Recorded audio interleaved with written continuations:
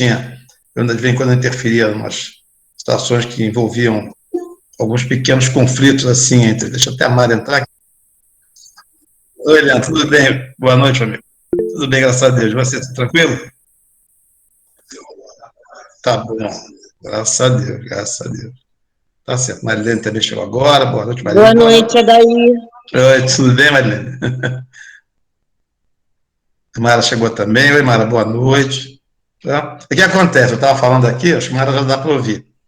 Quando antigamente, 10, 20 anos atrás, de vez em quando aconteciam uns problemas em sala de aula de alguns alunos, algumas turmas, com alguns professores. Nenhum deles está mais na faculdade, tá? Todo mundo já saiu. Né? Em geral, foram dispensados, alguns pediram dispensa. Não vê um caso. O que acontece? Aí de vez em quando, poxa, eu não aguento, que o fulano de tal. Oi, Paulo, tudo bem? Boa noite. Aí a gente não aguenta, porque o fulano de tal. Eu nunca fazia isso quando era uma professora, tá? Porque aí eu achava um pouco deselegante você ter esse comportamento com uma pessoa do sexo feminino, uma professora. Mas quando era professor, poxa, a gente não aguenta, porque ele fica aqui falando e falando, dando lição de moral na gente, e falando da vida dele, e não sei mais o quê. Eu falei assim, olha só, quer e provocando a gente com as colocações e tal. Eu falei assim, vocês não estão satisfeitos com o comportamento do professor na aula?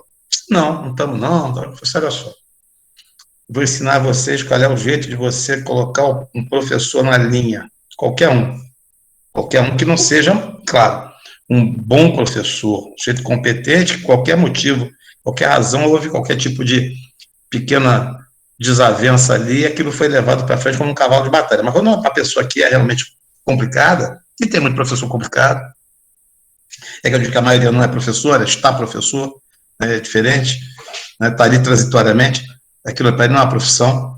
Então, acontece muito, tá dando pitaco na vida de vocês, falando de questões de ordem pessoal, coisas assim que não dizem, não tem muito a ver, que chegou agora foi a Sara. Oi, Sara, boa noite. Né? Coisas que não tem muita relevância para a aula, porque na aula você não está para contar piada, não. Para contar a casa da minha vida também, nada disso. Viagem que eu fiz, o que eu não fiz. Né? Você não me paga. Então, assim, sabe o que vocês fazem? A pessoa entrou na sala de aula, vocês cordialmente deem para ele bom dia ou boa noite, pela hora que a aula vai acontecer. Oi, Sara, boa noite, tudo bom? Aí o que acontece? Dá boa noite, professor, e deixa ele começar a aula. Quando ele começar a lançar aquelas provocações, as colocações meio, eu vou ser educado, infelizes, né? Para não dizer às vezes idiotas, o que acontece? Infeliz, sabe o que vocês fazem? Deem a ele o benefício do silêncio. Chegou agora, foi o Renan. Oi, Renan, boa noite. Rafaela, chegando agora também. Rafaela, boa noite. Então, acontece, dá o benefício, sabe o que vocês fazem? Mantenham-se a aula inteira sem falar nada. Se perguntar alguma dúvida, todo mundo fala assim, nenhuma. Ninguém aguenta uma hora e 20, 1h30, falando continuamente sem parar. Só como um palestrante, um conferencista, uma pessoa com um saber daquele conhecimento dele profundo. Mas quando uma pessoa do dia a dia, uma pessoa normal, o sujeito começa a bater pino, ele começa a não aguentar o ritmo, aquela pressão do silêncio, porque ele sabe que não está agradando. Algum motivo há. Então, normalmente acontece, esse professor cede e, aspas, pede arrego, né? No bom sentido, né? Ele pega esse e fala assim, olha, o que está acontecendo? E acaba de ser normal. E às vezes é um pequeno mal-entendido, você diz, não, professor, porque estamos assim, assado, eu já vi casos de pessoas que faziam crítica, por exemplo, crítica à moralidade, faziam crítica ao comportamento das mulheres, e não sei mais, um monte de coisa que não tinha nada a ver, que eu ouvia as conversas e não sabia mais ou menos como é que a pessoa se comportava. Então, acontece, aí vocês coloquem o que não agrada para vocês, o que não está bom, o que não está legal na relação aluno-professor, que é uma relação, pô, sagrada, pô, né? Uma relação de um respeito fantástico. Não, vocês acreditam que eu sei mais do que vocês em alguma coisa. Vocês acreditam que eu vou passar para vocês algum tipo de conhecimento que vocês não têm ainda, que eu vou esclarecer vocês. Então, vocês têm por mim uma consideração, um respeito imenso. Então, a pessoa começa a queimar etapa, ultrapassar limite, né? Começa a tentar, no jeito que você se comporta no seu dia a dia da vida, isso aí já não é mais professor, está no lugar errado, ele tem que partir para outra. Então, dá um gelo, não fala nada, não pergunta nada, porque aí o professor vai chegar e vai pedir perdão, você vai pedir arrego, né? Fala brincando, assim, o que houve? Vocês estão chateados? Algum problema? Ah, tá tudo bem. Silêncio continua. Ele, na terceira pergunta, ele fala assim, olha só, tem sim algum problema? Eu sei que tem. O que está... Aí alguém, né, de vocês, como é um professor, é bom que seja até uma menina, não, um cara, também não tem problema, um colega, a situação, aí coloca os panos, né, abre a situação para uma situação de clareamento. Professor, o problema é esse. Se comporta assim, assim, assim, não é cordial com a gente acha que o senhor não gosta da gente, a pessoa que o senhor é pouco educado conosco, não sei porquê, talvez nós... Então a gente quer saber o que está acontecendo. Aí vocês vão desfazendo aquela montanha de obstáculo e de gelo, e no final, às vezes, você ganha até um professor, um amigo para vocês. Um professor que fica um novo amigo de vocês, entendeu? Mas você não pode isso. Você está comentando de manhã, passando, que eu, quando fui estudante de faculdade, eu fiz a faculdade um pouco velho, mas não muito velho. Comecei com 22 anos de idade.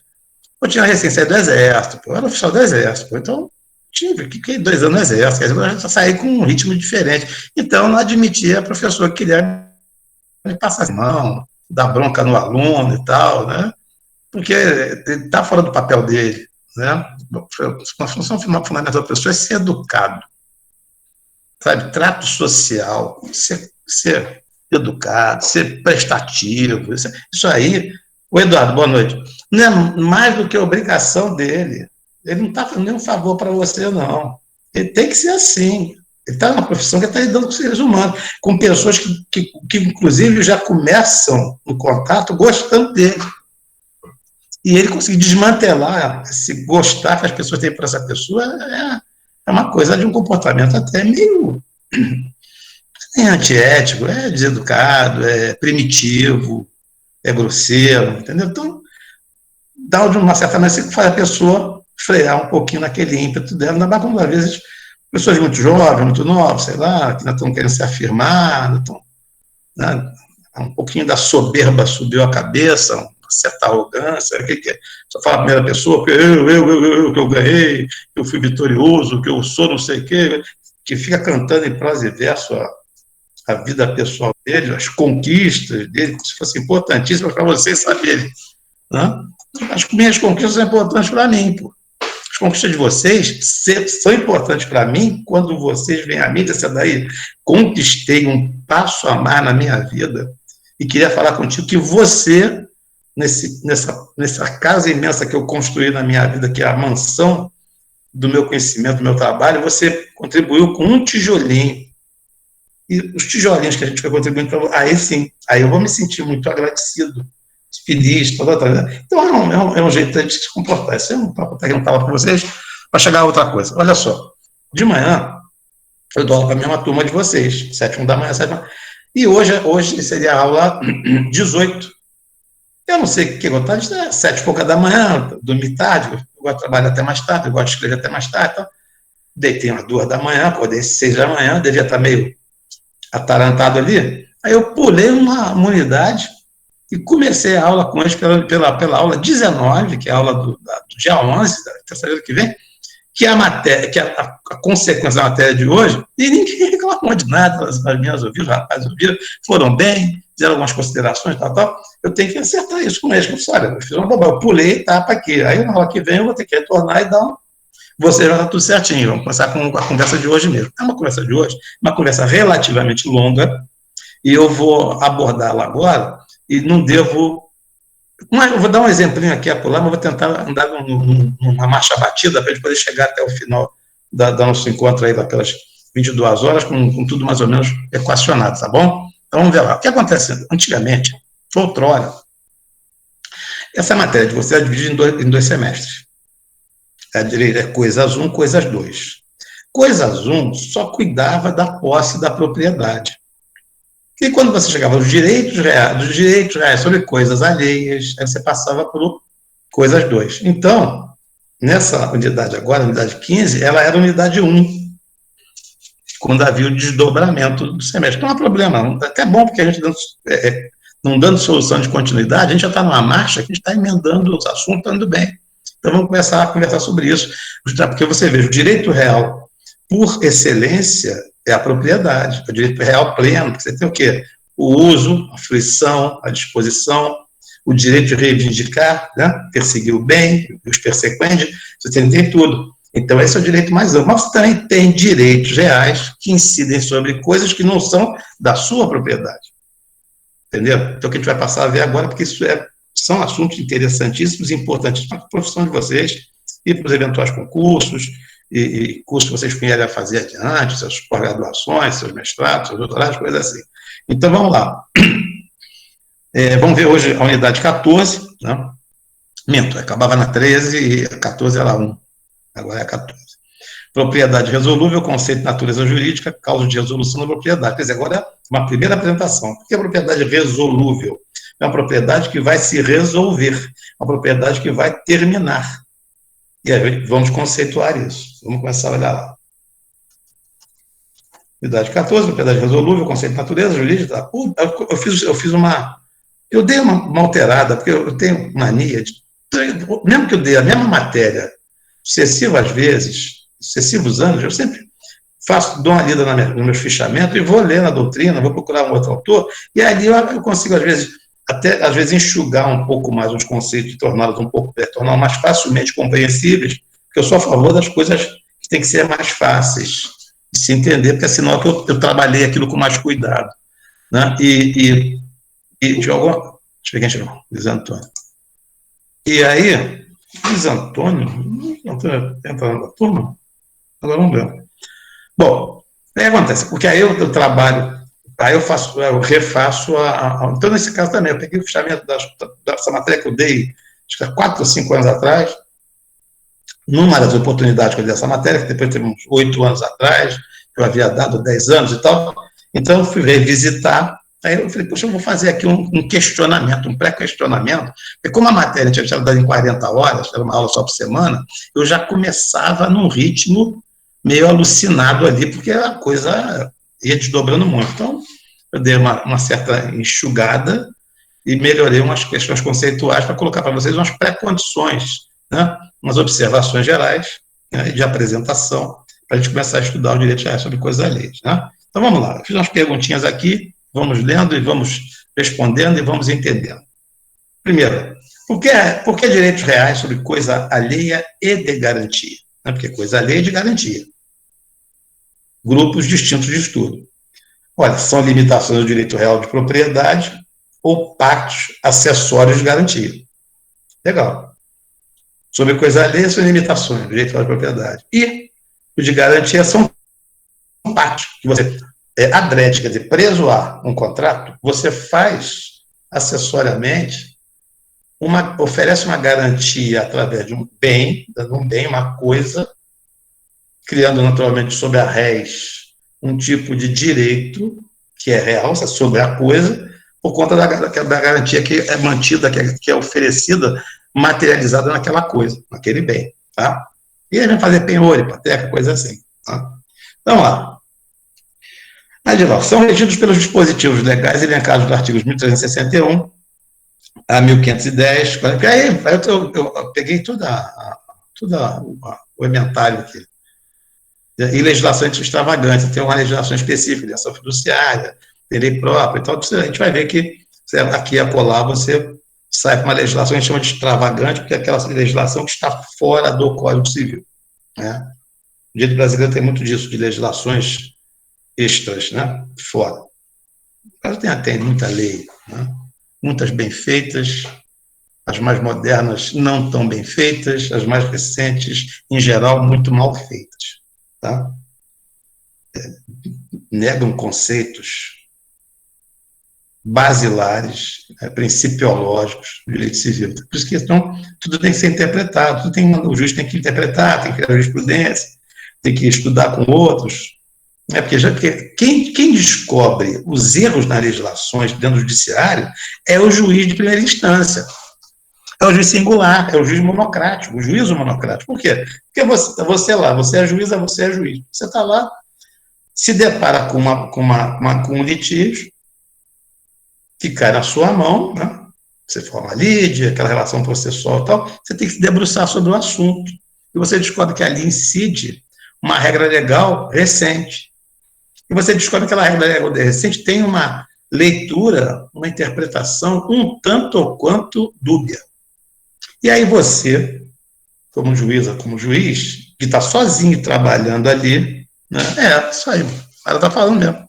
Decadência básica da socioeducação e cultura, é mesmo. Tem uma engraçadíssima que eu peguei, eu já estava para mim na internet, que é do Barbieri, Ricardo Barbieri, que no meu tempo era assim, aparece um quadro com o Chico Anísio, que ele faz um universitário dos anos 80, 90, aquele pessoal que virou progressista, ele virou de esquerda e tal. Aí está ele com roupa direta já, com a camisa de quartel, a gandola tipo cubano, cabelo grande e tal, uns óculos redondinhos. Aí começa a reclamar, eu te botei na PUC, pô, eu suei para você colocar, você não trabalha. Tá?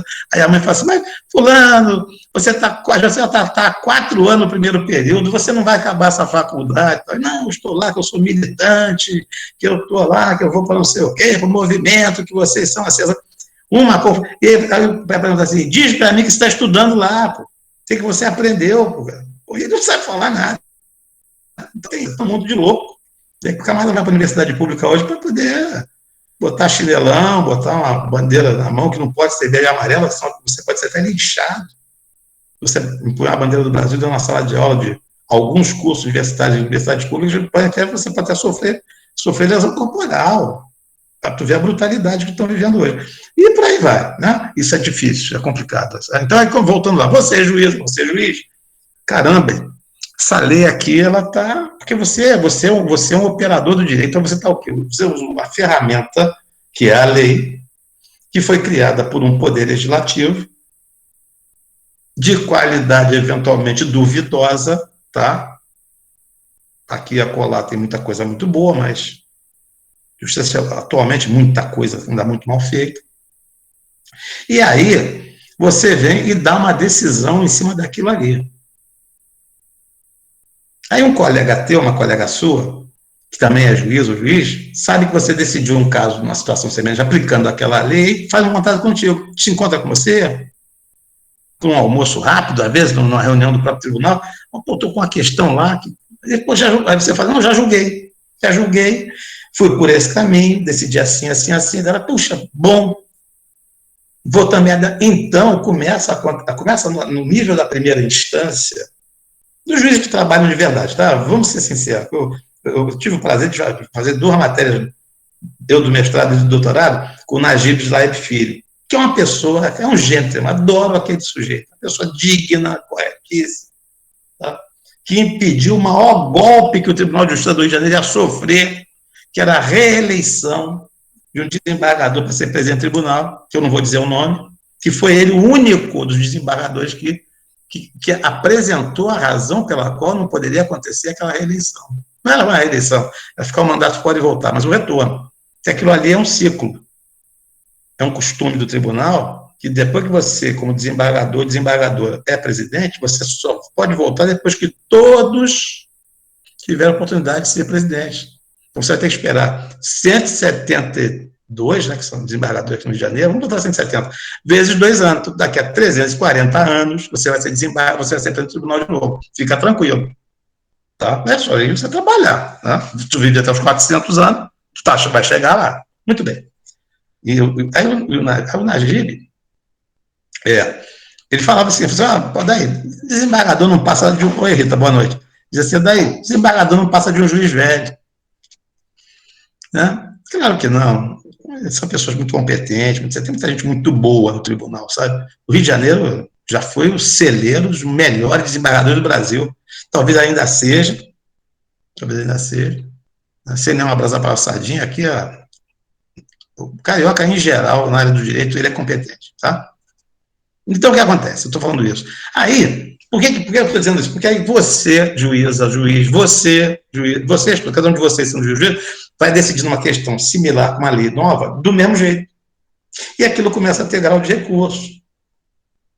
E aí os desembargadores vão começar a apreciar que você julgou de um jeito, que o outro colega teu, num outro recurso que hoje da sentença dele, também sentenciou de forma similar. E aí os desembargadores constroem a jurisprudência em cima do trabalho do juiz de instância. O desembargador não tem uma mochila do lado, um bornal, que ele saca uma solução de uma questão jurídica que nunca foi tratada. Que tem que ter sido tratada por alguém antes dele, que é o juiz de primeira instância, que é a grande instância julgadora. Entenderam? Então, toda vez que você vir uma jurisprudência nova, você fala assim, eu queria saber quem foi o juiz ou a juíza de primeira instância que criou essa visão, que estabeleceu, porque não foram desembargadores, eles só fazem o que? A função deles é reunir. E por causa daquela situação se repetir, tirar dali uma essência fundamental nas decisões dos colegas da instância ACOR, né? ACOR, a de Cunha acima. Isso é ACOR, abaixo. Entendeu? Muito interessante isso. Então, ó, para poder a gente continuar, são pitacos, simplesmente. Não falei da legislação extravagante por causa disso. Características gerais dos direitos de propriedade. Então, estou repetindo o assunto, porque como isso aqui era uma matéria que era dada um semestre depois, tinha que reaquecer, mas aqui também te reaquece, é necessário. Sempre, o direito de propriedade tem que ser sempre reavivado, para você estar sempre revendo, para você manter isso na massa do sangue, aquela pergunta do bate-pronto. Você arguído, você de imediato dá uma solução. Aquilo já está na massa do teu cérebro ali. Né?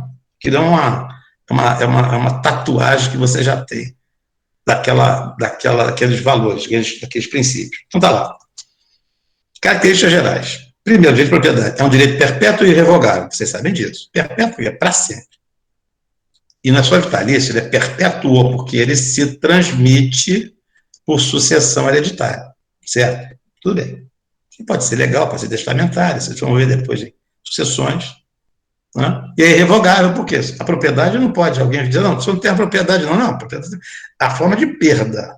Agora, revogabilidade, não. Porque ele é garantido, inclusive, constitucionalmente. Tá? Muito bem. É composto pelos poderes de uso, fruição e disposição. Isso nós sabemos, né? São os três poderes clássicos da propriedade. Usar, fruir, dispor. Usar ou não usar. Fruir, emprestar lugar. Dispor, alienar, doando ou vendendo, ou seja, gratuitamente ou onerosamente. Muito bem. É de lá. Os institutos que serão apreciados criam exceções a tais características. Porque você tem uma situação que não tem os três poderes, não. Você não pode dispor do que não é teu. Quem pode dispor não pode usar.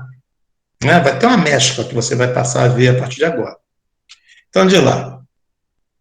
O antagonismo números clausos versus números apertos, né? Números clausos é o quê? Rol taxativo. Então, acho que foi o Renan que colocou isso num outro encontro nosso aí, ou foi março, não me lembro.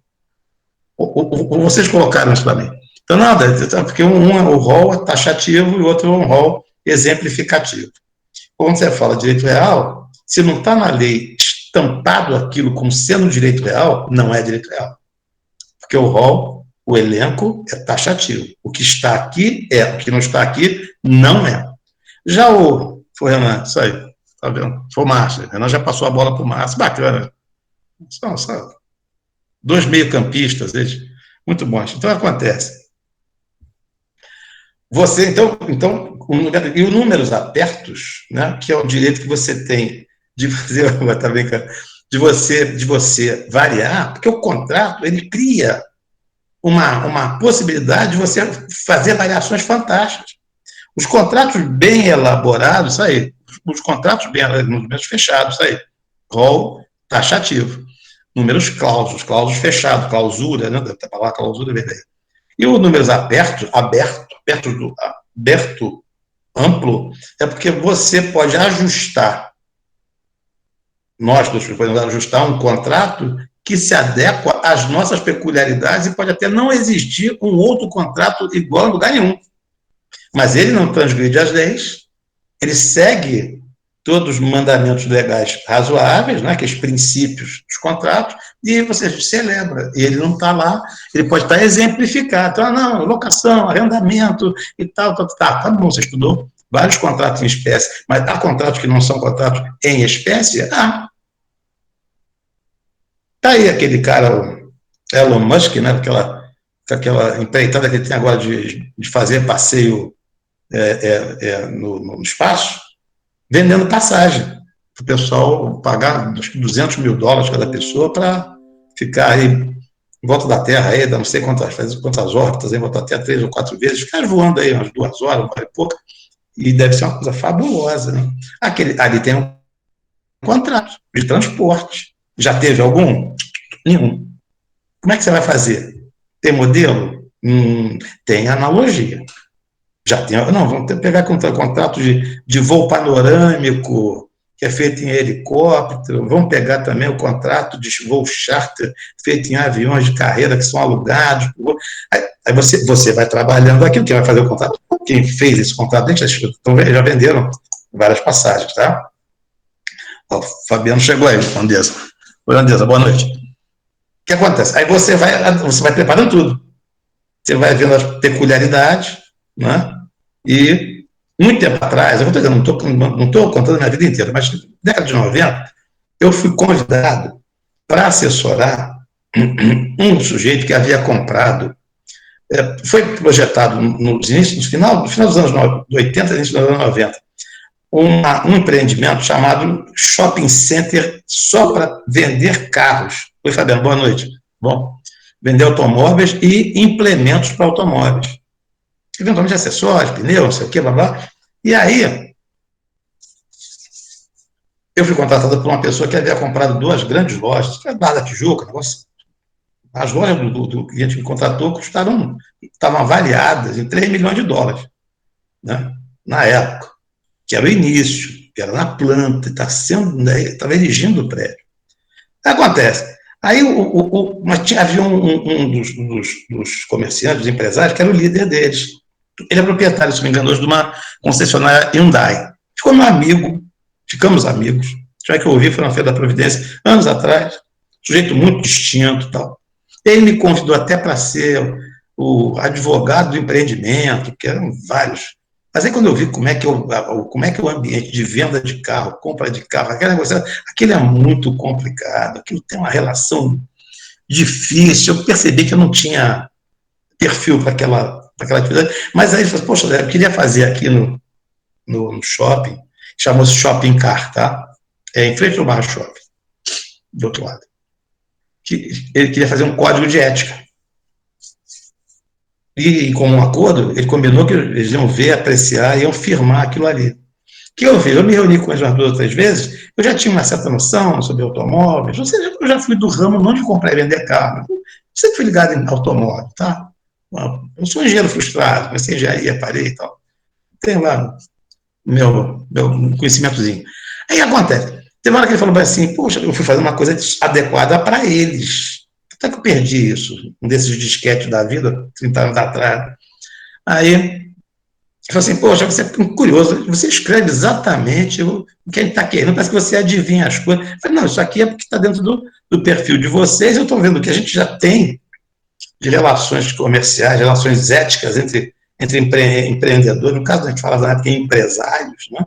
Entre empresários, e mais ou menos fica num certo lugar comum, e eu vou te perguntando umas coisinhas muito sutilmente, você vai me respondendo, vocês vão me explicando, eu tive umas 2 reuniões com esse grupo, eram alguns 15 ou 20 empresários, e eu fui alimentando e entreguei para ele o tal código de ética que ficou lá, depois eu perdi contato, não sei se valeu, se foi aplicado, e foi aprovado por todos eles, foi implementado, foi pago, mas o que acontece? Uma coisa nova. Mas se fosse, porque aquilo era uma relação obrigacionária, direito pessoal. Agora, se fosse relativo ao direito real, eu não podia inovar. Podia aqui colar um valor, um tempo de reajuste, umas coisas assim, cosméticas. Agora, eu não posso inventar um direito real. Você, como advogado, você não pode inventar um direito real. Agora, você pode inventar um contrato, né? Que seja exatamente a roupa, tamanho do teu cliente, né? Dos clientes, das pessoas que você está assessorando, justamente, né? Tudo bem. Então, tá lá. Esse antagonismo é o quê? É a enumeração taxativa em contraponto à enumeração exemplificativa. Depois, ó, vamos ver então agora. Efetivamente, unidade 14, propriedade resolúvel, artigo 1359 e 1360 do Código Civil. Vamos ver. Conceito e natureza jurídica, causa de resolução da propriedade. Conceito. O conceito aqui é do professor Carlos Roberto Gonçalves, que tem um ponto de toque com o professor Caio Mário, então está muito, me interessou, que é boa, esse professor Carlos Roberto é muito didático, tá? Então tá lá. A propriedade é resolúvel quando o título de aquisição está subordinado a uma condição resolutiva ou advento do termo. Volta, princípio, em direito civil, parte geral. Quando você estudou condição, termo e encargo, você aprendeu que a condição é o quê? É um evento futuro e incerto, que ao acontecer, ela dá início ou põe fim aos efeitos jurídicos do negócio pretendido, do negócio, ou dos efeitos pretendidos pelo negócio jurídico praticado. Bem, se ela impede, quando ela acontece, você chama de condição suspensiva. Mas se ela acaba com a relação negocial, você chama de condição resolutiva. Mas é um evento futuro incerto. Aquele exemplo, ó, você vai estudar fora do Rio? Sim. Olha, onde você vai estudar, eu tenho uma... Deixa eu encostar a porta aqui, está ficando meio quente. Um momentinho.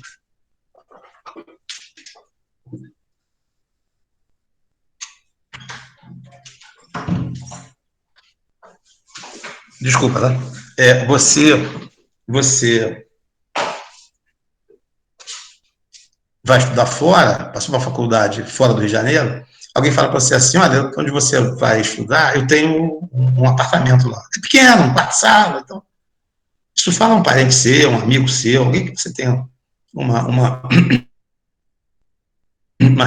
para te dar um incentivo, fala assim, olha só, tá bom, tá mobiliado de maneira modesta, mas tá mobiliado, tem televisão, tem sonzinho lá e tal, tá cozinha, geladeira, e fala assim, olha, tem condição de ocupação, tá limpinho, tá arrumado. Vou fazer o seguinte com você, você é uma pessoa boa, estudiosa, tal, vai ficar longe de casa um tempo, vamos fazer um trato, diz esse amigo para você. Assim, olha, você vai ter o direito de ocupar gratuitamente esse imóvel, só vai ter os encargos do condomínio, da energia elétrica e tal, mas você não vai pagar aluguel, não. Pode até ser que a pessoa fala assim, não, você não paga nem condomínio, você paga as contas, o condomínio eu continuo pagando, porque eu já me adaptei ao pagamento dela, mando para minha casa e tal, é fora do Rio, pouco importa qual negócio foi feito com você. Aí ele diz assim para você, teu amigo ou a tua amiga, fala assim, olha, tem uma coisa, quando você se formar, você, no máximo em 30 dias depois da sua formatura, você vai me entregar o apartamento de volta, tá bom? Você fala, legal. O que você criou ali? Um contrato de comodato que está subordinado a uma condição resolutiva. Por quê? Porque quando você implementar o que foi proposto, quer dizer, formar-se, você tem que devolver o imóvel, ou seja, você tem que extinguir o contrato que foi celebrado, porque você devolve o imóvel e está extinto o contrato de comodato, entendeu? Tudo bem. Então, é assim que funciona a propriedade resolúvel. Você pode subordiná-la a uma, nesse caso, pois lá, aqui tem um caso clássico, que você teve direito sobre coisa alheia, né, que não é de garantia, que você vai poder usar. Vamos vai dizer assim, mas tem uma coisa, hein? Tu não pode alugar isso para ninguém, tu não pode emprestar para os outros, colocar, não, comodato estrito, você pode colocar até habitação, só posso morar eu, quando muito, vem meu pai ou minha mãe aqui de vez em quando, ou vem meu namorado, sei lá, e fica por ali, né? E está feito. Você tem um aspecto da propriedade, que é o direito de uso, mas você não tem a fruição nem tem a disposição, né? Direito é sobre coisa alheia. Muito bem, ó. O advento do termo, ele botar um prazo, ó, vamos fazer o seguinte, a faculdade vai começar agora, tá, 2021, 21, 22, 23, 24, 25. Então, dezembro de 2025, você tem que devolver o apartamento, porque aí você colocou um termo. O termo é igual ao quê? A data. Também tem, porque você vai ter o direito de fruir, de usar. Caso o uso restrito, que é a habitação, você vai ajustar isso no contrato, você vai chegar lá no contrato, e quando chegar naquela data, que é o termo final, aí você tem que restituir a integralidade dos poderes da propriedade, porque aquela pessoa que te alugou tem direito de dispor, mas ela não pode fruir, ela não pode alugar para ninguém, porque ela está fruindo ao entregar para você. Já está ocupando a fruição. E ela não pode usar, porque o uso é seu e é exclusivo. Entendeu? Muito bem. Então tá lá. É a definição do professor Carlos Roberto. E depois tá lá. Ela não é plena, recaindo sobre a mesma ônus reais. Né? Quando fala ônus, o quê? É uma responsabilidade. Ônus é uma limitação. Vamos chamar encargo, porque encargo seria compreender mal o que é o encargo. O encargo é uma espécie do gênero dos ônus. Tá? Então, nesse caso, o ônus aqui é o quê? É uma atribuição, é um gravame, que a gente fala tecnicamente, porque está marcada aquele bem com aquela determinada restrição ao direito de propriedade, tá? Ou a um dos direitos da propriedade. Então, muito bem. Então, lá, quando já deve ser limitado. Então, tá lá, a propriedade do proprietário ficou limitada por causa da criação do gravame, do ônus real surgir. É o uso cedido para outro, o usufruto, coisa assim. Vamos lá. Isso tudo depois vai ser visto passo a passo. Depois, natureza jurídica.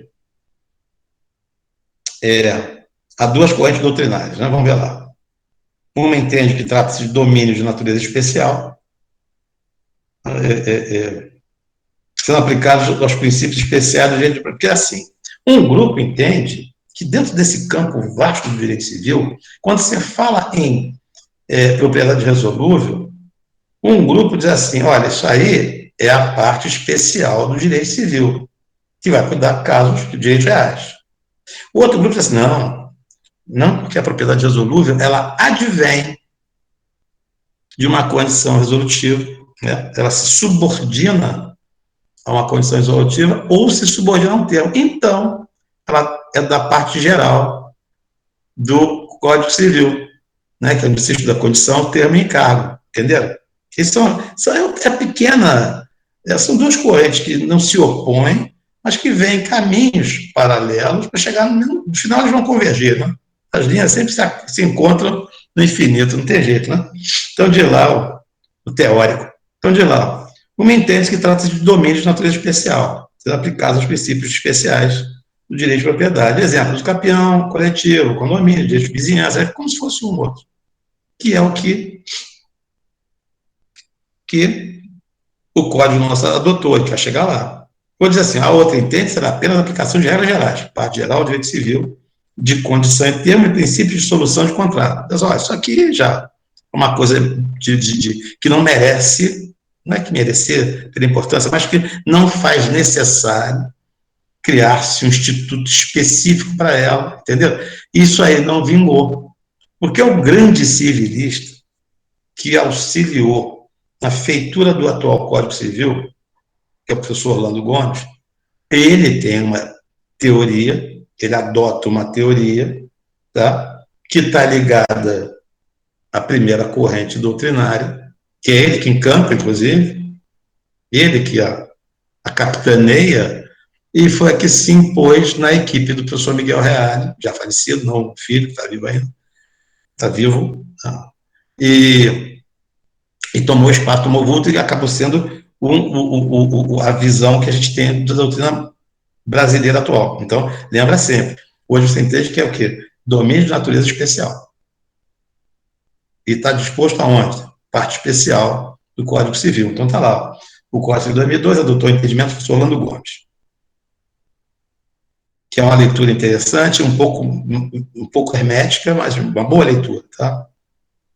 A propriedade resolúvel é uma das modalidades do domínio, né? Dominis, propriedade, cuja revogação é mera consequência da resolução do ato jurídico que ela legislou. Quer dizer, ela é revogada por conta que o ato jurídico foi revogado, consequentemente, o direito real, aquela parcela do direito de propriedade que está sendo, de uma certa maneira, retirada de uma pessoa para outra, ela, naquele momento, ela se restabelece e se reincorpora toda a figura do proprietário do bem. Tá bom? Muito bem. E depois? Causas de resolução da propriedade. De lá. O Código Civil Brasileiro cuida da resolução dos artigos 1359 e 1360, já falei lá no início, né? Criando exceções ao princípio de que o direito de propriedade é perpétuo e irrevogável, porque aí já não é perpétuo, porque se ele é resolúvel, ele é temporário. Pode ser até vitalício, mas ele é temporário. Né? O artigo 1359, porque nesse caso, você pode revogar um direito em propriedade resolúvel? Pode. Por quê? Um vício foi obtido através de coação, aquele contrato foi celebrado com coação, você anula o contrato. Consequentemente, você revoga o ato.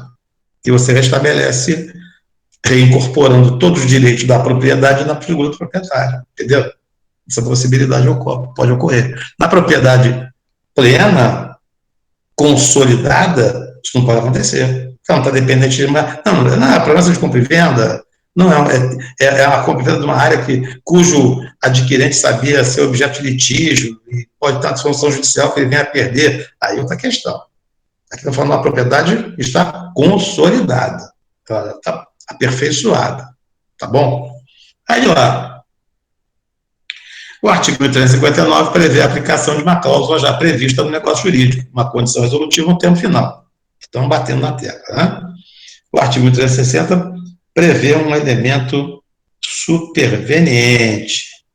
Vamos ver lá. É uma coisa que vem a acontecer após a celebração do negócio. Tá? Quer ver um caso? A pessoa emprestou para a gente o apartamento para a gente, então nós estivéssemos estudando para nos formarmos. Cada um de nós teve o seu padrinho lá, sua madrinha. E aí, a condição é colar grau. E lá pelo meio do curso, a gente tem uma luz que nos ilumina lá e fala assim, olha, aquela voz que está no teu ouvido, olha, esse curso não é o teu perfil de profissional. Se eu fosse, você deveria fazer outro. Levava uma parte das matérias que você pode depois conseguir umas isenções, vai fazer outro. Não sei qual curso. Estou falando brincando, isso é uma teoria, mas você resolve deixar o curso de lado.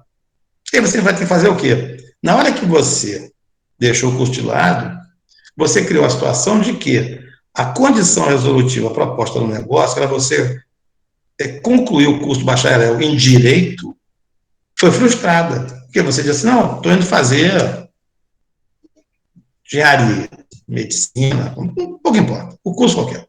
Né? Você, o quê?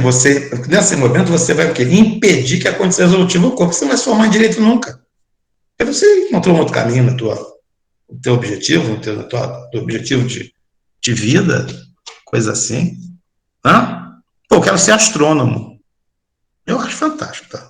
Eu acho uma coisa maravilhosa. E daí acontece, nesse momento, é uma causa superveniente, que aconteceu depois da celebração, que infere, atua no contrato celebrado e, consequentemente, vai resolver aquele contrato. E vai ter que ser o quê? Devolvido a parte de divisão. Só se a tua madrinha e teu padrinho fala, não, tudo bem, é outro curso, vamos só ajustar aqui, mas, em princípio, não. Porque o pactuado não foi isso. Né? Você sabe que tem pessoas que têm verdadeiro encantamento por certos cursos superiores, que o sonho deles, às vezes, era de fazer aquele curso superior, e aí eles ficam, até às vezes por não terem feito, às vezes ficam até meio que martelando, doutrinando o filho, a filha, um afilhado, afilhada, para fazer aquele curso, é como se ele fosse materializar o sonho dele naquela pessoa que ele gosta muito, né? Sabe disso. Então, ele botou lá uma condição naquele curso, por exemplo. Muito bem. Então, está lá. Resolução pelo advento da condição do termo. Um exemplo francês e outros nacionais. O exemplo francês eu falo depois. Compra e venda de... Ah, tá aqui, ó. O exemplo francês é fantástico. Acho que eu até falei para vocês em outra oportunidade, vou repetir agora.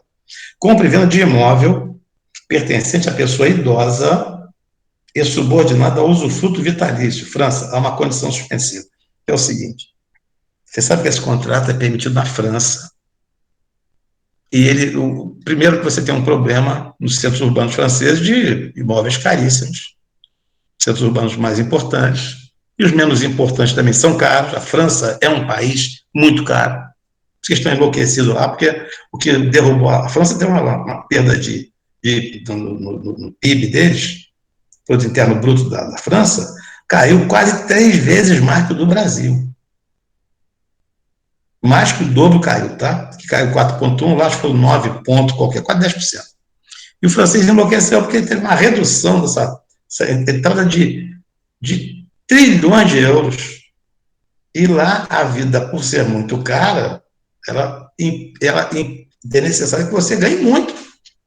Então, os imóveis são muito caros, porque a procura é muito grande, olha a lei da economia da demanda, né? Então, que eles bolaram isso anos passados atrás, já tem um tempo. Eu não sei precisar exatamente quando foi facultada quando foi consolidada essa disposição legal. É o seguinte, imagina lá, uma pessoa idosa, França, idade média de sobrevivência lá, acho que é 86, 87 anos, alguma coisa assim, é uma idade alta, uns 10 anos a mais que a gente aqui, aproximadamente. Aí acontece, o sujeito está lá, aposentado, mora num imóvel, vive da pensão, a pensão é boa, mas para padrão francês sempre é baixa, porque a despesa é muito alta. E aí, criou essa oportunidade seguinte, assim, olha, o senhor pode fazer uma coisa, o senhor pode vender o seu apartamento, diz a permissão legislativa, que eu não sei exatamente onde é que está colocado, se alguém tiver tempo, paciência, você pesquisa, agradecerei muito. Aí, o senhor pode vender seu apartamento e continuar morando nele. O senhor vai ceder à disposição do apartamento, mas o senhor vai reservar o uso e a fruição, é o tal do usufruto. Subordinado a quê? Isso vai ser vitalício. A pessoa que adquiriu o imóvel do senhor ou da senhora só vai poder se emitir na posse do imóvel quando a senhora morrer. O que pode acontecer daqui a 3, 4, 5 anos, daqui a 10. E a pessoa se subordina aquilo, aceita aquela condição, no caso, e aí que interessante que ela é suspensiva, né? Que a pessoa só vai se emitir nos plenos poderes. Ela é resolutiva no momento que a pessoa pensa, eu só sou, já vou entregar para eu morrer. Quer dizer, os meus herdeiros não vão poder haver. Já foi negociado, e quem, por acaso, tiver que executar a minha sucessão vai ter que cumprir isso, vai ter que entregar o imóvel. Você vai fazer judicialmente. E aí o que acontece? Os imóveis que são negociados sob essa forma de contrato, eles são negociados em média com valores de 30% a 40% abaixo do valor de mercado. E aí a pessoa pode dar conta, o sujeito está lá, tem 80 anos, vai ver mais 5, 60 meses, o aluguel é X, eu vou deixar de ganhar Y, mas eu vou tirar esse valor na venda, aí eu estou antecipando, e no final até parece que aquela pessoa que está adquirindo bem lucre. Mas lucra também o que está no bem, no imóvel, porque tem a garantia de ter o teto dele, tudo direitinho, ele pode até alugar, se não engano. Aí eu não sei, tá, se tem a fruição ou só tem o uso. Isso eu não vou, né? A Mara falou, que é uma boa estratégia, né? E tu vê que o bom legislador, ele cria saídas inteligentes e não dificuldades idiotas, tá? O problema é esse. Então, o que acontece? Porque no Brasil... Aqui no Brasil... Oi, Márcio. Aqui no Brasil, o comprador ia matar o vendedor para não demorar muito. O que acontece é que ele falou, 3 dias depois, o velhinho ia ser atropelado por uma carreta lá, o presidente Vargas quer passar em cima dele 8 vezes. Né? A gente tem medo de tudo aqui, né? Envenenar o sujeito, não sei. Eu sei que no Brasil entende que aquilo ali não pode haver a lei veda por essa situação.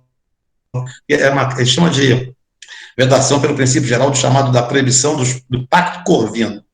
O pacto corvino é o pacto entre os corvos. O corvo é um animal que está, historicamente, é um animal do mau agouro.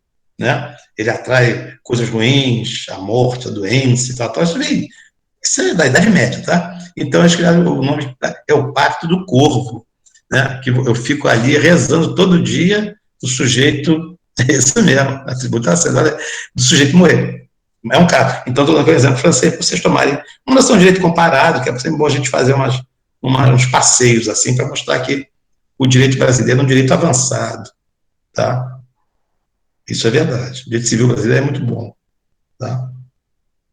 A questão toda está ligada muito mais à aplicação, excessivo litígio, como a Mara falou, tributação excessiva, o jeito a arma vende o imóvel adulterando o valor, botando valor mais baixo, não sei o quê, para poder não pagar aqueles tributos absurdos que incidem sobre a transferência de propriedade de imóveis e tal, tal, tal. Quando você fala nos Estados Unidos, o Estado americano é para você, acha que você é maluco. Não coloca um valor mais baixo aí, fala assim, mais baixo por quê?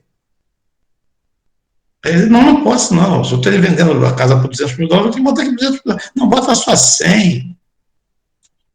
Porque não, porque esse dinheiro aí, lá no meu país eu recebi, mas eu não paguei imposto. Ele fala assim, olha só, esse problema é seu, não é meu. Porque se me pegarem aqui no meu país, nos Estados Unidos, eu vou ser preso. Se no seu não lhe prenderam, que pena, sorte sua, né, também, né?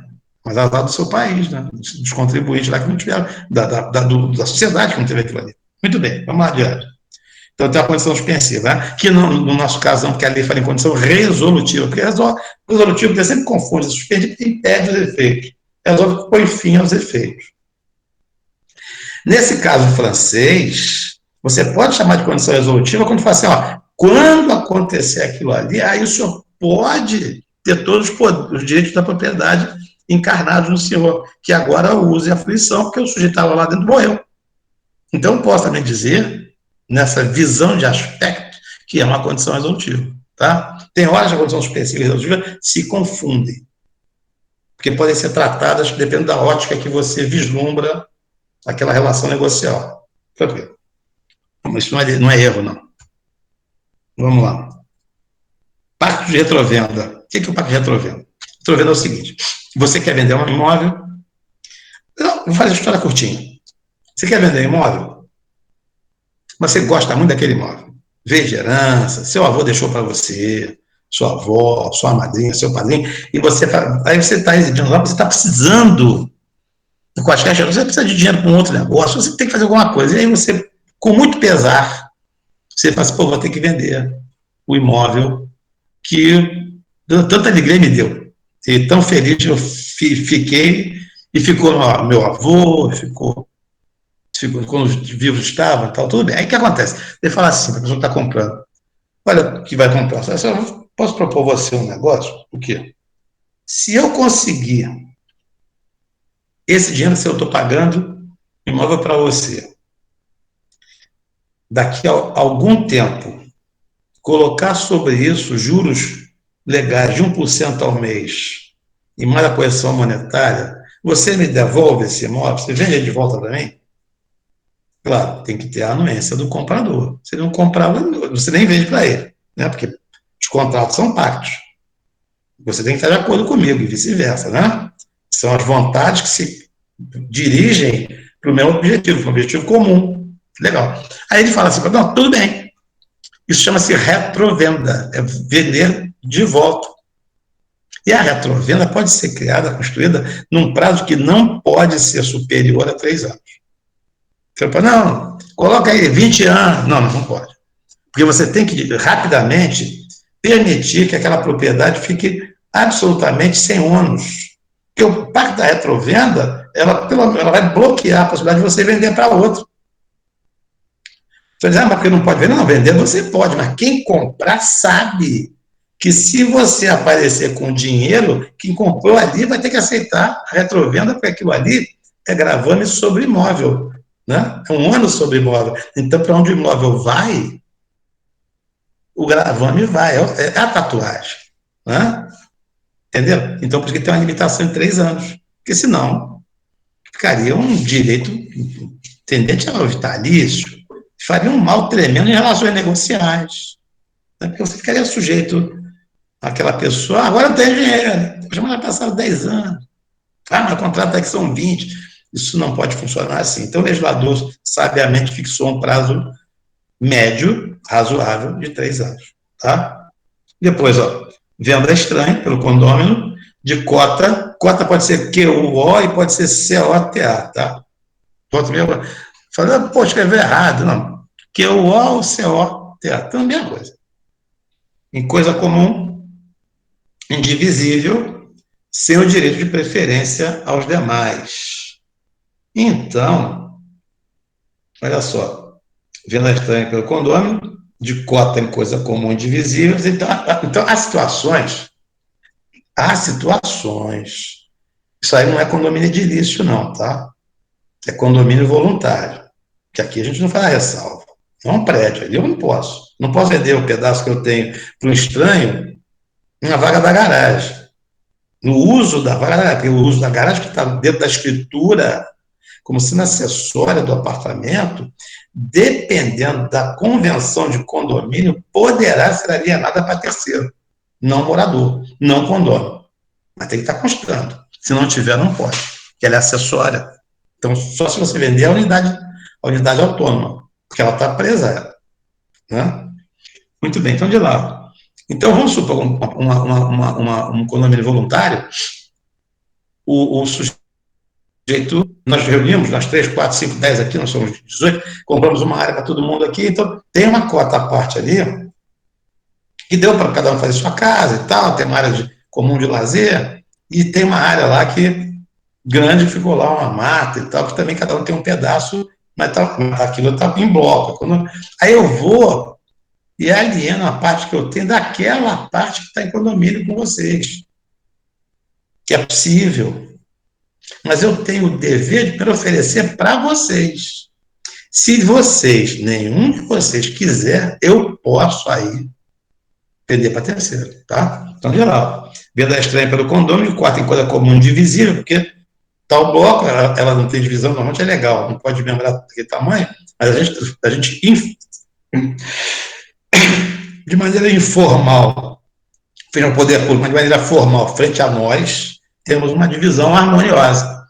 Eu vou lá e, não, passei a minha parte. Não, peraí, você tinha que primeiro, e aí você tem um prazo prescricional, porque eu tenho que oferecer a prefeitura, olha, eu quero vender aquela parte lá, vocês querem comprar? E aí pode ser, todos vocês se reúnem, um de vocês, quando nenhum de vocês quer, fala, não, então eu compro. Mas se ninguém quiser, aí vocês estão me liberando ao não exercer o direito eventual da preferência. Tá certo? Muito bem. 6 meses, 504 do Código Civil. Depois, a alienação fiduciária em garantia, que nós vamos ver ainda, né? A ser estudada na próxima unidade, não vou nem tocar o assunto, tá bom? Venda com reserva de domínio, que é um instituto antigo, que era mais ou meio um tanto quanto restrito, mas agora é mais amplo, que é você, pessoas naturais, né, ditas físicas, né, também podem, porque a reserva de domínio é um negócio. A reserva de domínio é um tipo de negócio típico para a pessoa natural. Você me vende um carro a prazo, você me vende um carro. Vamos usar um automóvel, que é muito comum com automóvel. A prazo, eu tenho que pagar lá 20 prestações para você. 24.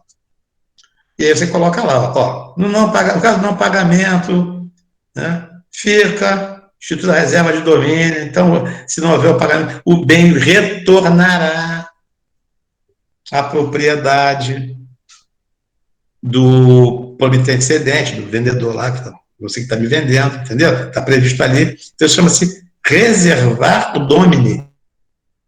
Reservar o direito de reaver a propriedade, tá certo? Essa é a alienação fiduciária em garantia. Acho que a gente vai ver ainda isso. Depois, ó, venda para domínio, não, venda para domínio, falei agora, não. E doação do colo de reversão. Doação do colo de reversão, assim, olha, eu vou te doar um bem, mas é o seguinte, eu vou te doar uma lancha. Você quer? Você quer? Eu não aconselho, tá? Vou dar 2 prazeres. Aí o que acontece? Aí eu digo assim, ó, mas é o seguinte, é que eu vou trabalhar num lugar que tá 2 mil quilômetros da praia mais próxima.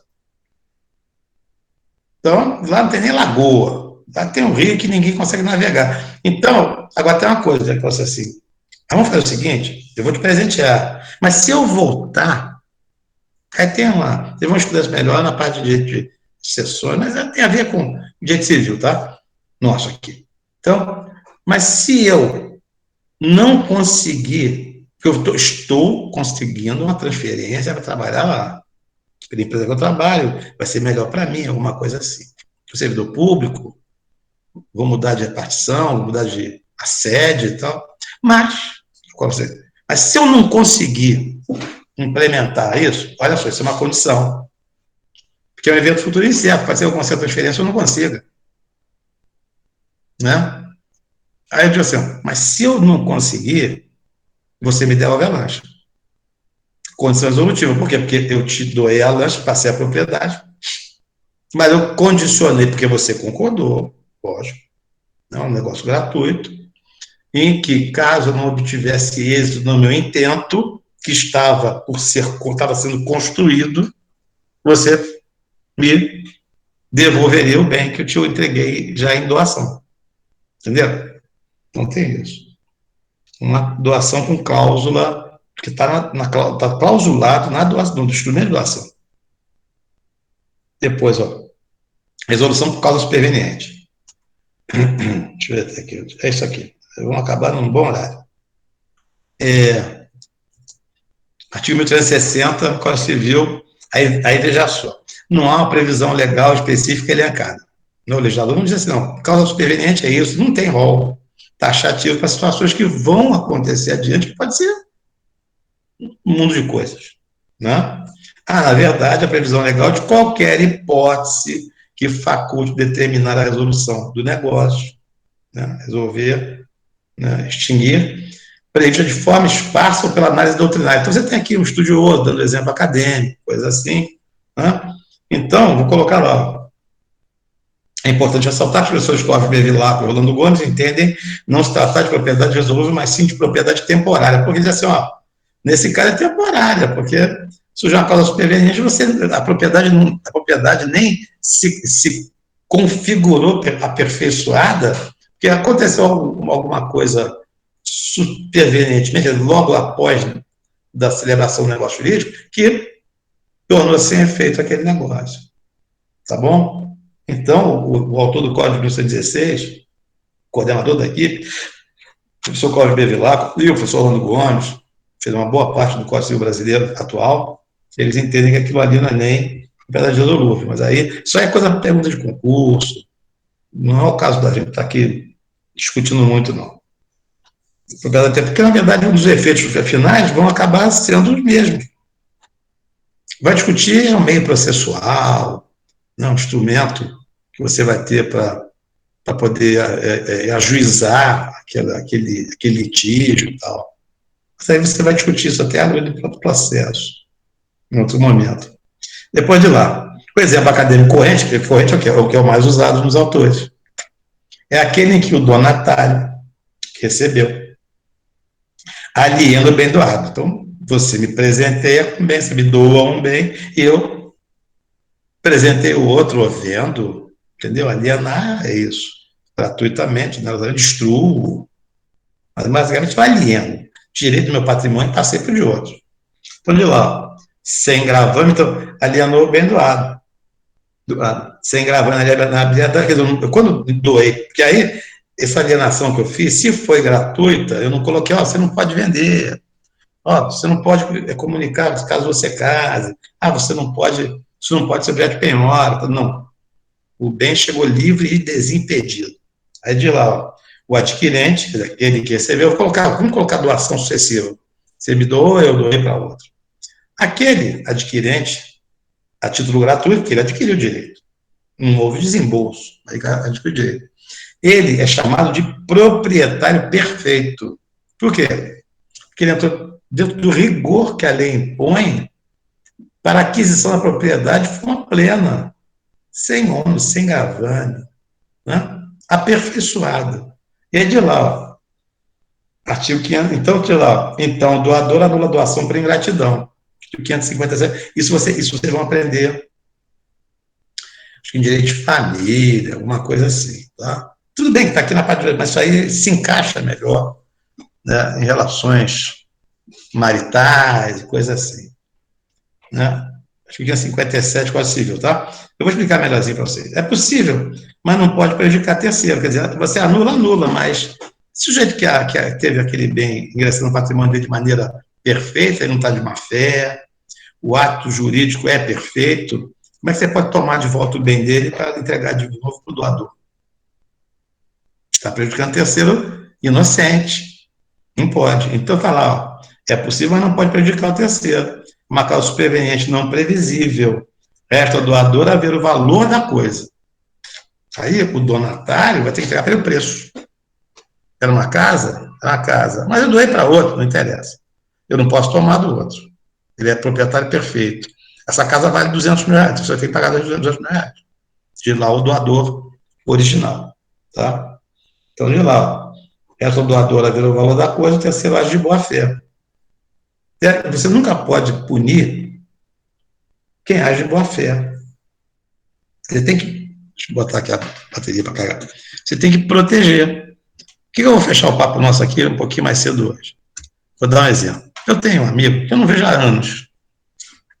Ele mora no Rio aí. Não sei exatamente. Eu sei mais ou menos onde é, mas eu perdi contato com ele. Ele foi. Ele é escrivão aposentado. Ele chegou a responder com tabelionato de cartório de notas. Aqui no bairro. Tá? Quando eu comecei a dar aula, praticamente, quase 40 anos isso. O que acontece? Ele me contou um caso que era uma coisa tragicômica, o que acontece muito, infelizmente. E é um negócio. Chegava, normalmente era assim, era um senhor de idade, né, velhinho assim, regulando comigo assim, uma moça bem mais jovem, e ele chegava a se apresentar e dizia assim, não, que eu vim aqui porque eu tenho um imóvel, eu tenho uma casa e tal. Aí começava aquela sondagem, começava a perguntar, que ele sempre trazia para ele. Os problemas que o pessoal ouvia, não, isso aqui é tabelião, isso aqui já sabe que isso aqui é meio complicado. Não, porque eu tenho uma casa, eu só tenho essa casa, eu tenho várias casas, não, só tenho essa casa. Assim, eu queria fazer aqui, me ensinar, eu posso fazer uma doação dessa minha casa para essa senhora aqui, para essa moça. Ah, moça, sua esposa. Não, amiga, pessoa que eu quero muito bem, filha de amigos antigos, tal. Ele via a moça com um olhar assim meio duvidoso. É porque você vê que as pessoas lidam muito, você lida com muita gente, tá? Não é negócio de cartório, você tem uma vozinha que fala, cuidado aí, você está cheirando mal. E aí ele percebia que poderia, ele não estava prejulgando má fé, mas poderia haver ali a arquitetação, né, de um golpe. Por quê? Uma moça jovem, está pensando uma pessoa já idosa, já arrastando a perna, e a pessoa se encanta, e ela tem uma história triste, tal. Isso aí é um padrão, tá? Que não existe. E vai existir sempre. O que acontece? Aí aquela pessoa fala assim, eu tenho que ajudar essa menina, tal. Pô, mano, porque nós vamos ficar, aí, vamos morar juntos. Antes é assim, vamos morar juntos, já está aqui comigo, foi ficando, foi chegando, né? Entra assim, sem se perceber, insinuosamente. E aí, depois que ela for dona do imóvel, né, a Renan falou isso, a mesma coisa, isso aí muda a mosca, mas a porcaria é mesmo. O que acontece? Invariavelmente passavam-se uns 3 meses, aí ele fazia, porque o sujeito era tão peremptório que você não pode se negar. Ele ligava para a Corregedoria de Justiça, tinha chamado a atenção, podia perder até o tabelionato. Como é que o senhor não quer lavrar uma escritura de doação com uma pessoa que é sã? O senhor por acaso achou que ele era louco? Não. Então, como é que o senhor pode fazer isso? Eu acho que está sendo iludido, o senhor não pode achar isso, não tem esse direito. E lá o meu amigo lá fazia a escritura de doação. Tá? Invariavelmente não passavam 3 meses. Voltava aquele senhor lá, sozinho. Não voltava aquela moça mais. E assim, pô, eu queria falar para o senhor. senhor não sabe o que aconteceu comigo. Aí meu amigo falava, por favor, isso daí eu já sabia. Não era a primeira vez. É, começou tudo bem, depois ela trouxe lá um primo dela para morar lá com a gente, para ajudar ele do interior. E depois eu fui saber que ele já não era nem primo dela, ele era companheiro dela. Aí os dois pegaram, me juntaram lá nas minhas coisas e me botaram para fora de casa. Eu estou morando de favor, num canto aí, não sei aonde. Esse tipo de doação comporta anulação. Isso aí que a gente falou. A anulação de doação por ingratidão. Porque olha só, você vai presentear um apartamento, uma casa para uma pessoa que você não gosta. Pelo contrário. Você vai presentear alguém com um imóvel que é uma pessoa que você gosta muito, que você quer muito bem. E aí você percebe que aquela pessoa de quem você gosta muito bem não é merecedora de que você entregue uma boa parte do sacrifício do teu trabalho ao longo da tua vida, ou talvez até o sacrifício da tua vida inteira, àquela pessoa, se ela não é grata a você, se ela não é boa para você, ela não faz por merecer aquele presente. Então tem esse mecanismo. É uma ação difícil, tá? Mas se não houvesse questões difíceis, não haveria advogados no mundo, tá? É bom que você, de vez em quando, profissionalmente falando, trabalhando, ora como advogado, mas juiz, promotor, encontre casos, defensor, casos assim intrincados, para você encarar, estudar, batalhar e vencer. Eu falei para vocês que eu tenho um amigo, eu trabalhei com vocês, eu fiz amizade com ele, porque também trabalhou junto. O juiz, que foi titular da minha comarca durante mais de 6 anos, pessoa muito digna, muito boa, e que falou, poxa, eu fico vendo aqui, estudei tanto para passar esse concurso para juiz, ele era analista do tribunal. É novo, João. Eu estudei tanto, meti a cara, tá. Tem previsão legal, né? Tem previsão legal. Ação de doação por ingratidão. Tá lá, artigo 557 já dá a linha geral e tem estudo sobre isso, jurisprudência, doutrina, tem de tudo. Aí acontece, ele fala, vai, poxa, estudei tanto para agora estar aqui, ó, resolvendo crediário que o pessoal não pagou na loja da esquina, ventilador que veio com defeito. Poxa, eu falei assim, mas eu falei para assim, doutor, você tem que ver o seguinte, é o famoso princípio da vida, quem pode mais, pode menos. Né? Tem, tem uma máxima, quem foi militar aí, talvez tenha passado, mas essa máxima eu conheço da Brigada Paraquedista, de amigo paraquedista, que eu não fui paraquedista. Não tive coragem para encarar aquela pedreira, não. Tá? Quem dera. Aí acontece, ele diz assim, treinamento difícil, combate fácil. Então, você tem que, de vez em quando, na tua vida, encarar umas pedreiras profissionais, às vezes até, infelizmente, sentimentais, que vão exigir de você, sabe, mais de você, mais de inteligência, mais de paciência, mais de abnegação, mais de resiliência, mais de uma coisa, de estudo, depende da faceta, mas você conquista aquilo ali, você ultrapassa aquele obstáculo, você vence. E aí você fica mais bem forjado, né? A tua forja, né? Você está forjado no fogo ali, para você depois ser adiante, você. Mas ela falou isso mesmo. Crescer, a gente tem que, de vez em quando, tem que tomar umas pancadas, né? Que é a história. Pô, eu devia ter uns 7 anos de idade, 8 anos de idade, eu sempre fui um moleque estudioso, eu era CDF. Sabe o que significa CDF, né? Caixa de fósforo, né? Então, era caixa de fósforo. Então, acontece. Isso aí, crescer dói. Aí, acontece. Aí eu tirei, naquele tempo, a nota era de 0 a 100. Aí eu tirei, acho que 87, uma prova lá. Aí meu pai, domingo, lendo o jornal do dia, o Correio da Manhã, óculos meia taça, ouvindo Ataúfo Alves, que era sagrado lá em casa, domingo, era disco do Ataúfo Alves, eu sei uma penca de música dele, já cantei até em Celeste, na faculdade, então, tudo decorado, tanto ter ouvido aquela bombardeio que eu tive do Ataúfo.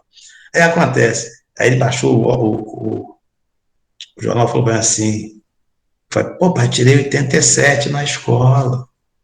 Aí baixou o jornal, fez para mim assim, foi a melhor nota da sala? Eu disse, não, foi a quarta, porque tinham 3 parentes lá que eram terríveis. Eu sempre fui um terceiro. O quarto, para a gente, era como se fosse o primeiro, porque os 3 ganhavam tudo. Ele falou assim, então está me mostrando, falando isso para quê? Levantou o relógio, o jornal continuou ali.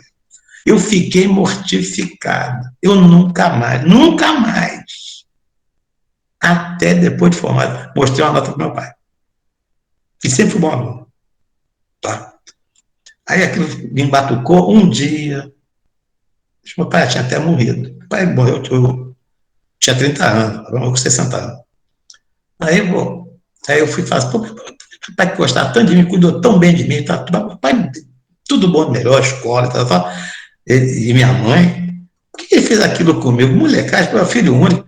Eu pensei, sabe o que ele falou para mim aqui? A mensagem que ele mandou, o pai é um cara curto para mandar a mensagem. Ele disse assim para mim, meu filho, não se satisfaça em uma conquista.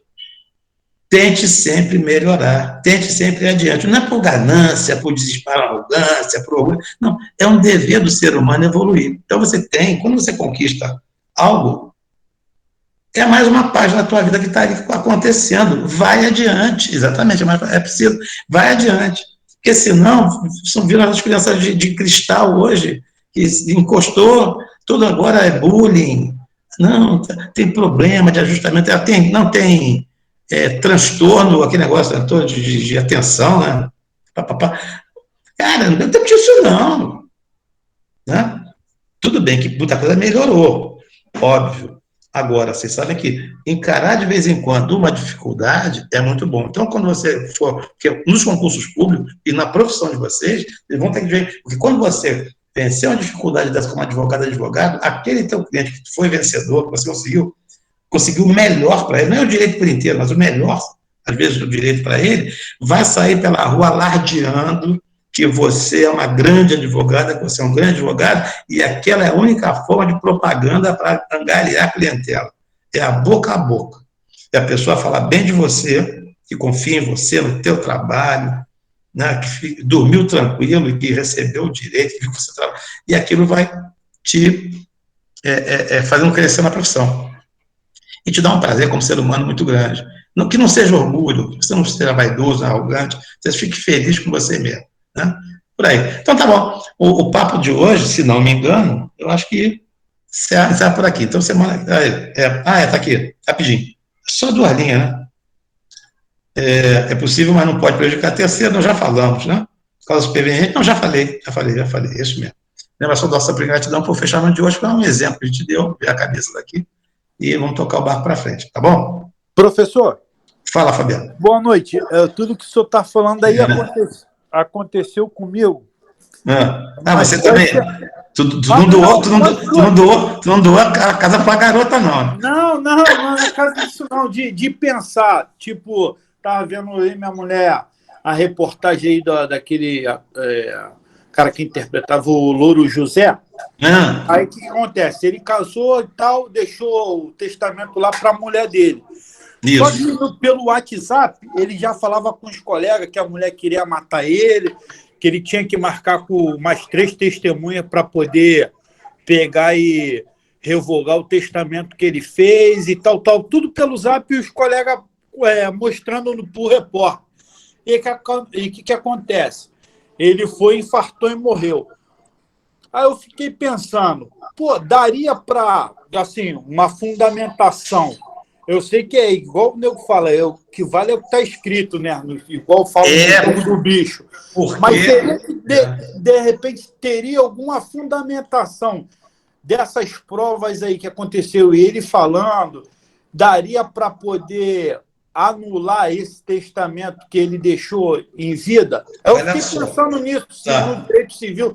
Entendi. Dessas coisas, da intenção dele fazer, a intenção de fazer e ele não fez, se teria alguma fundamentação para poder anular esse testamento. Eu fiquei pensando nisso, foi o que o Isso. senhor falou. Às vezes tu começa a se questionar se dá, se tem É fundamentação. causa superveniente, né? É isso aí.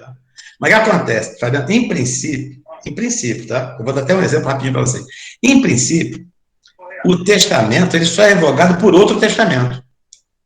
Entendeu? Você não pode fazer um testamento, ó, vim aqui para revogar aquele testamento. Tem que fazer outro. Você não pode mandar anular aqui. Você tem que pegar, fazer o outro, que pode até desconstituir tudo, voltar à origem, mas você tem que. Porque o testamento é assim. Nas partes que eles se tocam, o posterior sempre ele revoga o anterior, ajustando um ao outro. Mas quando ele fica de difícil ajustamento, ele é todo anulado para trás e vale o último. Sempre, a regra é que sempre vale o último testamento. Isso é uma regra de cartório, uma regra de tabelionato. Então, o rapaz lá do Louro José, o que acontece? Ele falou, mas não praticou. O que aconteceu é o seguinte: foi descoberto que a mulher tentou matar ele. Opa! Aí você tem as causas, né? Você tem não é deserdação, é um tipo de deserdação do Brasil era diferente. Eu não domino bem isso, tá? Tem duas situações diferentes. Aí o que acontece? Nesse caso você consegue, mas não te contar. Teve um caso muito interessante, o sujeito que no testamento ele pegou e deixou para o filho dele, um filho dele, só tinha um filho, uma parte do patrimônio, ele deixou, além da parte que o filho ia herdar, ele deixou mais uma parte para o filho. Morreu, o que aconteceu? Foi descoberto que ele tinha um filho com outra pessoa que não sabia que tinha. Aí, não, tranquilo, não tem problema não, vamos adaptar aqui o testamento, porque ele fez o testamento doando metade do que ele tinha, não para o filho já ia ficar lá metade, para uma outra pessoa. Quando foi descoberto que havia outro filho, começou a discussão que foi o seguinte: qual foi a solução que o judiciário deu? Olha só, se ele em vida vier saber que ao invés de ter um filho só, ele tinha 2 filhos, será que ele ia querer deixar só metade do patrimônio para esses 2 filhos dividirem, ou vai querer o patrimônio inteiro para entregar metade para cada um para beneficiar? Aquilo gerou uma dúvida. E o morto, né, o testador, não pode ser consultado. Então, o que você faz? Mantém, nesse caso dele, anular o testamento. Anular o testamento todo. Aí foi anulado por decisão judicial. Eu não posso anular o meu testamento, mas o juiz pode. Por quê? Porque para você não. A situação ficou diferente, porque aí mudou o status quo dele, quer dizer, ele passou a ter uma família com mais de um filho. Como ele pensaria se estivesse aqui? Porque ele é diferente, né? Então, fosse lá, do rapaz do doutor José lá, o que aconteceu? Aí o juiz diz assim para você, o promotor de justiça sabe que isso aí tem interferência do Ministério Público, né? Ele diz assim, mas vamos pensar, se ele passou zap, se ele falou que a mulher dele estava insuportável e que ia mudar, tal, e se quando ele fosse lá no tabelionato para fazer outro testamento e tal, ela, na véspera, não tivesse conversado com ele, tivessem feito as pazes e ele resolvesse que não iria mais revogar, né, revogar o testamento através de outro testamento, né, e tudo ficaria bem. Entendeu? Aí, ó, cria-se uma interrogação. E aí, como é que você pode entrar na mente do morto? Né? Não tem como. Então, nesse caso, provavelmente, isso vai dar uma discussão judicial, tá? Se vai dar discussão judicial, isso vai se arrastar por anos. Em geral, como é que se resolve? Em geral, acordo. A beneficiária do testamento abre mão de uma parte para os outros herdeiros aceitam aquela composição, fazem uma divisão e todo mundo sai satisfeito. Entendeu? Isso é o que normalmente acontece. Porque o Ministério Público, naquela situação da ordem, o judiciário vai acolher, que vai dizer, olha, vamos ter que tratar disso, vamos ter que analisar, vai ser um processo longo, difícil, com participação das partes todas, com prazos diferentes, aquilo vai se arrastar por década. E aí, de repente, o patrimônio vai começar a se destruir, se desfazer, e dinheiro que está guardando vai ser depositado, vai começar a desvalorizar, vai acontecer um tremelico. Então, geralmente, a solução vai ser harmoniosa. Depois de todo aquele sangue quente, aquela confusão, vai, não vai, quero, não quero, quero tomar tudo. Família é isso, gente, família é horroroso. Né? Eles vão acabar sentando numa mesa e vão fazer um acordo. Entendeu? Eu estou dizendo isso, é um palpite, tá? Mas é um palpite cuidadoso, tá?